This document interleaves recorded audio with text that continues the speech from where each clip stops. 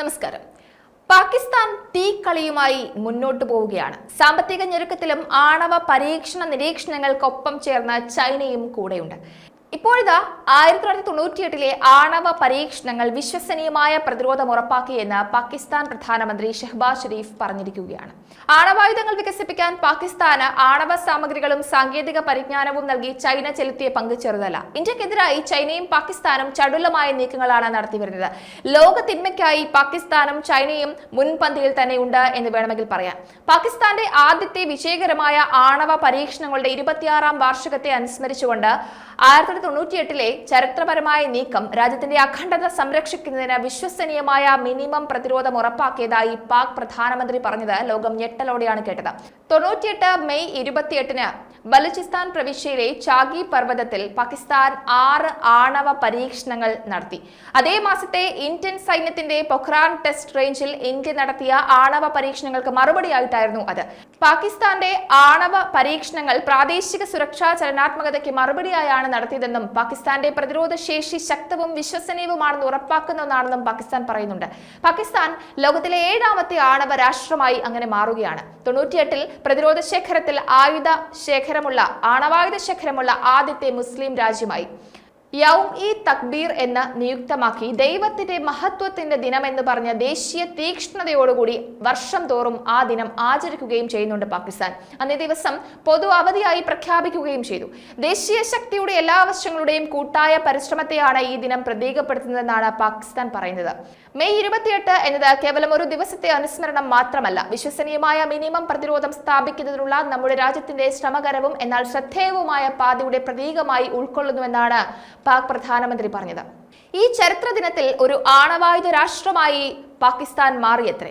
പാകിസ്ഥാന്റെ ആണവ പദ്ധതിയുടെ സ്ഥാപകനായ പ്രധാനമന്ത്രി സുൽഫിക്കർ അലി ഭൂട്ടോയുടെ തന്ത്രപരമായ ദീർഘവീക്ഷണത്തിനും ലക്ഷ്യത്തോടുള്ള അചഞ്ചലമായ പ്രതിബദ്ധതയ്ക്കും വലിയ പ്രാധാന്യമാണ് പാക് ഭരണാധികാരികൾ നൽകുന്നത്. 1998 മെയ് 28 പ്രതിരോധത്തെ അജയ്യമാക്കിയ അതേ മനോഭാവത്തോടെ സാമ്പത്തിക ഭദ്രത ഉറപ്പാക്കാൻ രാഷ്ട്രം അക്ഷീണം പ്രവർത്തിക്കണം, അതിനുവേണ്ടി തീരുമാനിക്കണമെന്നാണ് പാക് പ്രധാനമന്ത്രി പറഞ്ഞ മറ്റൊരു കാര്യം. പാകിസ്ഥാന്റെ ആണവ പദ്ധതിക്ക് രാഷ്ട്രീയ പാർട്ടികൾ, സായുധ സേനകൾ, ശാസ്ത്ര സമൂഹം, അക്കാദമിക് പൊതുജനങ്ങൾ എന്നിവയുൾപ്പെടെ പാകിസ്ഥാൻ സമൂഹത്തിലെ എല്ലാ വിഭാഗങ്ങളുടെയും ഏകകണ്ഠമായ പിന്തുണയുണ്ടായിരുന്നുവെന്നും അദ്ദേഹം പറയുന്നുണ്ട്. ആഗോളവും പ്രാദേശികവുമായ സമാധാനത്തിനും സുസ്ഥിരതയ്ക്കും പാകിസ്ഥാൻ പ്രതിജ്ഞാബദ്ധമാണ്. കൂടാതെ പാകിസ്ഥാന്റെ പ്രാദേശിക അഖണ്ഡതയും സ്വാതന്ത്ര്യവും പരമാധികാരവും സംരക്ഷിക്കാനുള്ള ദൃഢനിശ്ചയം ഉറപ്പിക്കണമെന്നും പാക് പ്രധാനമന്ത്രി പറയുന്നുണ്ട്. വിജയകരമായ ആണവ പരീക്ഷണങ്ങൾ വെല്ലുവിളികളെ ധൈര്യത്തോടെ നേരിടാനുള്ള പാകിസ്ഥാന്റെ കഴിവിനെ ഉയർത്തിക്കാട്ടുന്നതായിട്ടാണ് പാകിസ്ഥാൻ ഗീർവാണം എടുക്കുന്നത്. ഇന്ത്യയുടെ സുരക്ഷാ ഭീഷണിക്ക് മറുപടിയായാണ് തങ്ങളുടെ ആണവായുധ ശേഷി വികസിപ്പിച്ചതെന്നാണ് പാകിസ്ഥാൻ എപ്പോഴും അവകാശപ്പെടുന്നത്. കൂടുതൽ വ്യക്തമായി പറഞ്ഞാൽ 1974 ഇന്ത്യയുടെ ആദ്യ ആണവ പരീക്ഷണത്തിൽ നിന്നാണ് പാകിസ്ഥാൻ അതിന്റെ പരിപാടിയുടെ ഉത്ഭവം കണ്ടെത്തുന്നത് അത്രേ. 74നും 98നും ഇടയിൽ ഇന്ത്യ ആണവ പരീക്ഷണങ്ങൾ പുനരാരംഭിച്ചപ്പോൾ ഇന്ത്യക്കെതിരെ വിശ്വസനീയമായ ആണവ പ്രതിരോധം വികസിപ്പിക്കുകയും അന്താരാഷ്ട്ര സമ്മർദ്ദത്തെ ചെറുക്കുക എന്നതായിരുന്നു പാകിസ്ഥാന്റെ ഇരട്ടതന്ത്രം. വർഷങ്ങളോളം നീണ്ട ശിക്ഷാ ഉപരോധങ്ങളിൽ നിന്ന്, പ്രത്യേകിച്ച് അമേരിക്ക ഏർപ്പെടുത്തിയവയിൽ നിന്ന് 95 പാകിസ്ഥാൻ ആയുധമില്ലാത്ത ആണവ പ്രതിരോധ നയമാണ് പിന്തുടരുന്നത് എന്ന് ലോകത്തിന് ഉറപ്പു നൽകുന്നു. പക്ഷേ 98 മെയ് 11, 13 തീയതികളിലെ ഇന്ത്യയുടെ ആണവ പരീക്ഷണങ്ങൾ മുൻനിർത്തി മിനിമം ആണവ പ്രതിരോധം എന്ന ഓപ്ഷൻ പാകിസ്ഥാൻ പുറത്തെടുക്കുകയായിരുന്നു.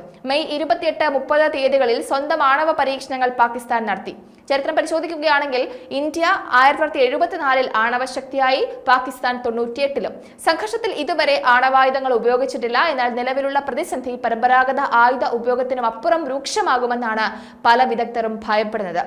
ഇന്ത്യക്ക് ഏകദേശം 164 ആണവ പോർമുനകളുണ്ട്. കരാധിഷ്ഠിതവും കടലധിഷ്ഠിതവും വായുവിൽ നിന്ന് വിക്ഷേപിക്കുന്നതിനുള്ള ആണവശേഷിയുമുണ്ട്. ആദ്യം ഉപയോഗിക്കരുത് എന്ന നയം ഇന്ത്യ പ്രഖ്യാപിച്ചിരുന്നു. അതിനർത്ഥം ഒരു സംഘടനത്തിൽ ആദ്യം ആണവായുധങ്ങൾ ഉപയോഗിക്കില്ലെന്ന് ഇന്ത്യ പ്രതിജ്ഞയെടുത്തിട്ടുണ്ട് എന്നുള്ളതാണ്. പാകിസ്ഥാന്റെ കൈവശം ഏകദേശം 170 പോർമുനകളാണ് ഉള്ളത്. 2020ഓടെ പാകിസ്ഥാന്റെ കൈവശം 60 മുതൽ 80 പോർമുനകൾ ഉണ്ടാകുമെന്ന് 1999 US ഡിഫൻസ് ഇന്റലിജൻസ് ഏജൻസി നടത്തിയ പ്രവചനത്തെക്കാൾ ഈ സംഖ്യ കൂടുതലാണ്. നിലവിലെ വളർച്ചാ പ്രവണത തുടർന്നാൽ 2025ഓടെ പാകിസ്ഥാന്റെ ആയുധ ശേഖരം 220 മുതൽ 250 വരെ വളരുമത്രേ. പാകിസ്ഥാൻ തങ്ങളുടെ ആണവ വാർഹെഡുകൾ കൃത്യമായി സൂക്ഷിക്കുന്നുണ്ട്. ഇന്ത്യയിൽ നിന്ന് വ്യത്യസ്തമായിട്ട് പാകിസ്ഥാൻ ആദ്യം ഉപയോഗിക്കരുത് എന്ന നയം ഇതുവരെ പ്രഖ്യാപിച്ചിട്ടില്ല. പകരം ഇന്ത്യയുടെ വലുതും ശ്രേഷ്ഠവുമായ പരമ്പരാഗത ശക്തികൾക്കെതിരായി ചെറിയ യുദ്ധക്കളത്തിനോ തന്ത്രപരമായ ആണവായുധങ്ങൾക്കോ പ്രാധാന്യം നൽകാനാണ് തീരുമാനിച്ചത്. ഇന്ത്യയും പാകിസ്ഥാനും തമ്മിലുള്ള ചെറിയ ആണവ കൈമാറ്റം പോലും ഒരാഴ്ചയ്ക്കുള്ളിൽ 20 ദശലക്ഷം ആളുകളെ കൊല്ലുമെന്നാണ് പറയപ്പെടുന്നത്. ഒരു ന്യൂക്ലിയർ ശീതകാലം ആരംഭിക്കുകയാണെങ്കിൽ വികസ്വര രാജ്യങ്ങളിൽ ഏകദേശം 2 ബില്യൺ ആളുകൾ പട്ടിണി മൂലം മരണത്തിന് സാധ്യതയുണ്ട് എന്നുള്ളതാണ് മനസ്സിലാക്കേണ്ടത്. ആണവായുധമുള്ള അയൽ രാജ്യങ്ങളായ ചൈനയെയും പാകിസ്ഥാനെയും തടയുന്നതിലാണ് ഇന്ത്യ ആണവ നിലവാരം പുലർത്തുന്നത്. ഇന്ത്യയുടെ ഏറ്റവും വലിയ സുരക്ഷാ ഭീഷണി ചൈനയാണെന്ന് 2021 നവംബറിൽ ഇന്ത്യയുടെ ചീഫ് ഓഫ് ഡിഫൻസ് സ്റ്റാഫ് പ്രഖ്യാപിച്ചത് വെറുതെ ആയിരുന്നില്ല. ചൈനയെ തോൽപ്പിക്കേണ്ടതിന്റെ ആവശ്യകത ഇന്ത്യ കൂടുതൽ ആണവശേഷി തേടുന്നതിനെ കുറിച്ച് ചിന്തിക്കാൻ പ്രാപ്തമാക്കും. അതേപോലെ തന്നെ ഇന്ത്യ ഒരിക്കലും തങ്ങളുടെ ആണവായുധങ്ങളുടെ വലിപ്പം പരസ്യമായിട്ട് പുറത്തുവിട്ടിട്ടില്ല. ഇപ്പോഴുള്ള കണക്കുകൾ യഥാർത്ഥമല്ല എന്നും പറയുന്നുണ്ട്. ഒരു വിലയിരുത്തലിൽ രാജ്യത്തിന്റെ സ്റ്റോക്ക് പൈലറ്റ് 160 ആണവ പോർമുനകളാണ് സ്ഥാപിക്കുന്നത്. എന്നിരുന്നാലും ഇന്ത്യയിൽ 213 പോർമുനകൾക്ക് ആവശ്യമായ ആയുധ ഗ്രേഡ് പ്ലൂട്ടോണിയം ഉണ്ട്, ഏകദേശം 700 കിലോഗ്രാം. ഇന്ത്യൻ എഞ്ചിനീയർമാർ 2033ഓടെ 6 ഫാസ്റ്റ് ബ്രീഡർ റിയാക്ടറുകളും നിർമ്മിക്കുന്നുണ്ട്. ഏതായാലും പാകിസ്ഥാൻ ആണവ ശക്തി വിപുലീകരിക്കുന്നത് നല്ല ഉദ്ദേശത്തിലല്ല എന്നതാണ് മനസ്സിലാക്കേണ്ടത്. ചൈനയും പാകിസ്ഥാനും കൂടി ചേർന്നുകൊണ്ട് ലോക തിന്മയ്ക്കായി അല്ലെങ്കിൽ അയൽ രാജ്യങ്ങളിൽ എങ്ങനെ ആധിപത്യം സ്ഥാപിക്കാം, എങ്ങനെ അശാന്തി വിതയ്ക്കാം എന്നത് തന്നെയാണ് കണക്ക് കൂട്ടുന്നത്.